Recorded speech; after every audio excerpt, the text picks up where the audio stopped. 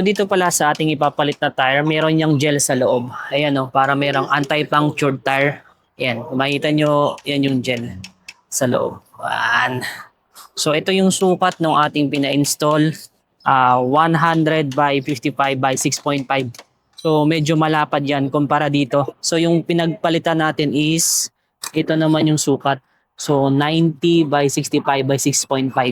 So ito naman is 100 by 55 by 6.5. So yan. Ito yung pinagkaiba nila. Oops.